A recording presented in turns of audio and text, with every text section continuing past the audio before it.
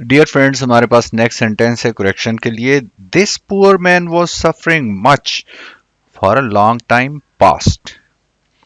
अब एग्जामिनर ने दो हिंट भी दिए हैं कि we are talking about past not now, और वैसे भी उसने वॉज के साथ पास्ट को रेफर किया है। इन चीजों को नोट कीजिए। उसके बाद अब हम करेक्शन की तरफ आते हैं। देखें, फॉर फ्रेज उसने यूज की हुई है for a long time. Past जो है ये रिडंडेंट है, इसको तो फारिग कर दें। ठीक हो गया। For a long time since या फॉर फ्रेज जो है ये रेफर करती है कि टेंस परफेक्ट कंटिन्यूस है।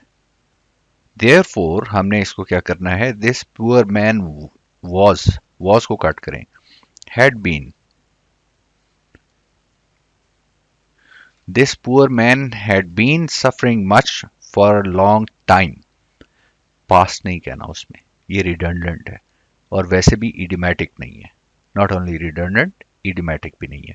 सो करेक्ट सेंटेंस है this poor man had been suffering much for a long time.